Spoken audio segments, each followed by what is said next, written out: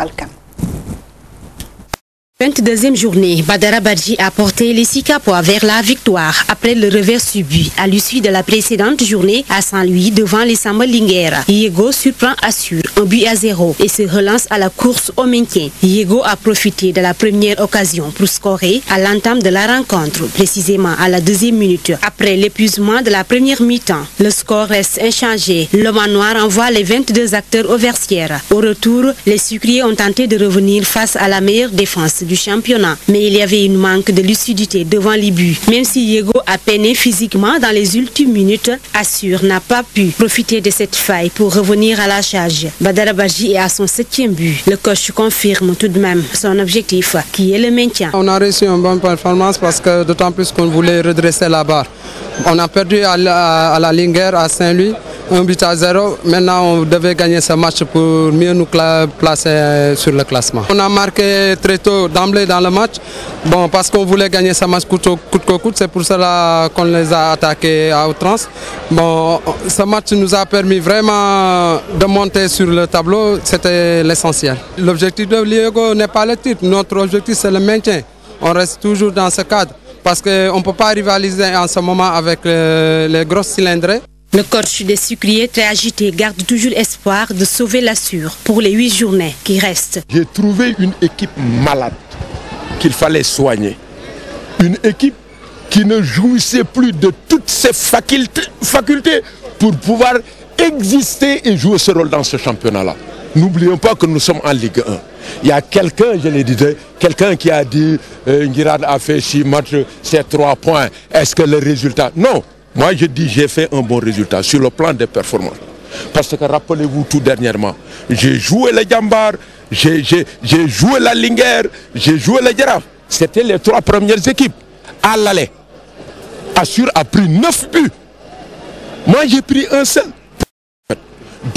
En analysant tout ça, il y a un résultat qui est en train de se réaliser là-bas. Dès que l'espoir là est perdu, je prends mes bagages et je rentre. Et je rentre. Je suis de Louga. Richard Toll.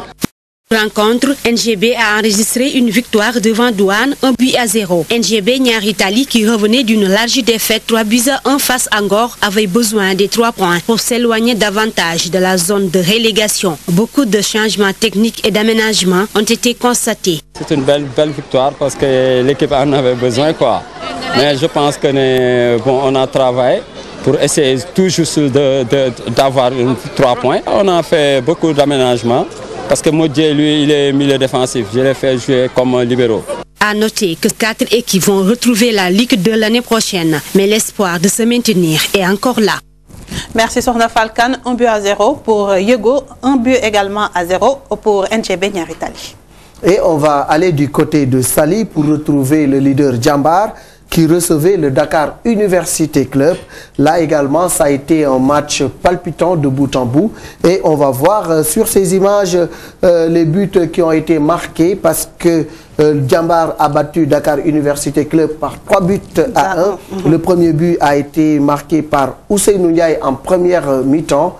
Et en seconde période, justement, Arfan va doubler la mise pour l'équipe de Djambar. Djambar intraitable à domicile donc, et vous voyez la danse de qui a permis à son équipe de mener par 2-0. Attention, à un certain moment, il y a eu une certaine baisse de régime du Djambar, ce qui a permis aux étudiants de revenir et de réduire le score, justement. Oui, un beau but, avec des étudiants. Beau but qui a été bien amené du reste de la gauche vers la droite, et cela a permis aux étudiants de garder espoir parce qu'à 2-1, tout était encore possible, mais c'était sans compter avec la détermination des leaders de ce championnat. Et sur cette belle ouverture, Moussa Dioumsow crucifie le portier du Dakar Université Club. 3 buts à 1 en faveur du Djambar. Le Djambar qui continue sa saga et sa marche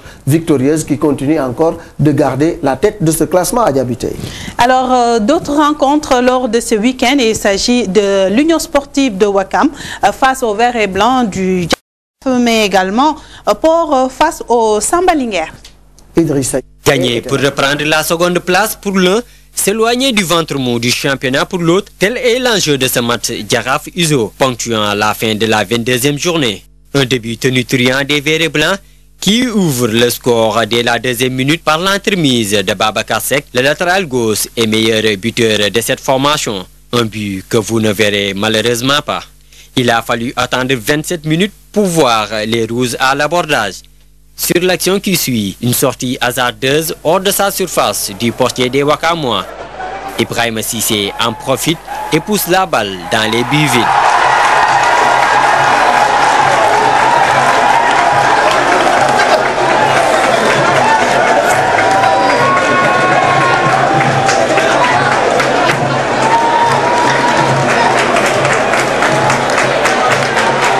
À la mi-temps, le Jaraaf mène par 2-0 devant l'Uzo. À l'entame de la seconde période, on reprend avec les mêmes 22 acteurs et le Jaraaf continue sa domination et manque de tuer ce match. Piqué au vif, l'Uzo réagit et obtient un penalty à la 58e minute sur une faute de main de l'arrière-garde du Jaraaf. Un coup de pied de réparation que Khadim détourne sur son poteau. Il gagne son face-à-face avec Baye Moussa Dione, le capitaine Wakamois. Incontestablement l'homme du match, Khadim est impérial sur sa ligne et enraye les occasions de l'Uzo. Score final 2-0 pour l'équipe de la Médina qui est devenue dauphin du leader Djambar qui le devance que d'un point à 8 journées de la fin de ce championnat dont la répétition des rencontres semble étouffer beaucoup d'équipes et la suite sera aussi dure. Pour le bien du football et du public sénégalais, la fin de championnat, je dirais, c'est pas un gros mot parce que les équipes se tiennent de très près et il n'y a pas encore de leader désigné. Donc je pense que même en reprenant les équipes qui sont au bas du classement, avec ces équipes, ce sera encore plus difficile. À rappeler qu'en première heure, Port et Linguère ont fait un but partout. Un but partout pour Linguère et puis les Verts et Blancs qui font une excellente opération et ainsi qu'ils reprennent la seconde place de ce championnat. Le suspense continue, le Djambar qui gagne, le Jaraaf qui gagne, c'est la course-poursuite en tout cas à la tête du classement. Un championnat du reste très passionnant avec des buts mais également du spectacle et bravo également à nos techniciens comme Ablaye Sarr. Écoutez, moi je pense qu'il va falloir quand même d'abord remercier et encourager Ablaye Sarr parce qu'il est en train de bâtir une équipe au niveau du Jaraaf. C'est vrai que le Jaraaf, moi je vois cette équipe de Jaraaf peut-être dans un an faire très bonne figure sur le plan africain. Absolument. Mais aussi il faut avoir le courage et l'honnêteté de dire que l'équipe de Djambar aujourd'hui, si elle arrive à terminer sur le podium, entre les 3 premières places, c'est ce qu'on appellera la gestion de la performance. L'année dernière, elle a été vice-championne. Et cette année-ci, on ne l'attendait pas, elle domine le championnat depuis le début, à part je pense Assur qui a été leader.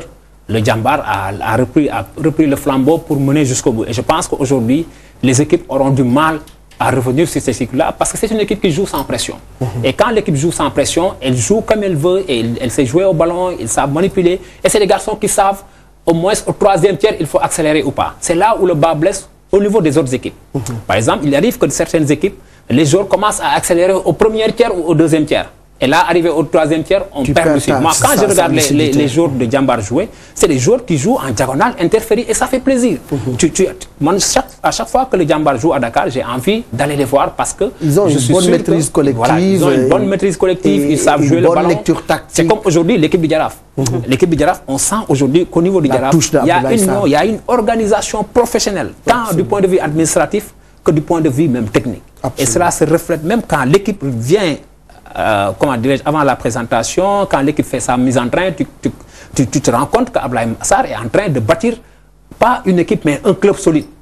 Et ça, je pense qu'aussi, il faut l'encourager et le féliciter. C'est tout le mérite d'Abdoulaye Sarr qui a accepté d'apporter son expertise et également son expérience à cette équipe du Jaraaf. Et je vous assure que depuis qu'il est à la tête de cette équipe-là, on a vu un mieux-être. Et puis, sur le plan de l'organisation tactique, de la gestion des matchs, il y a beaucoup de progrès qui ont été faits. Parce que Mali, pour corroborer ce que vous venez de dire, je pense qu'il y a eu quand même 3 mouvements de grève qui ont été déclenchés par les joueurs du Jaraaf. Mais cela ne leur a pas permis péter le flanc.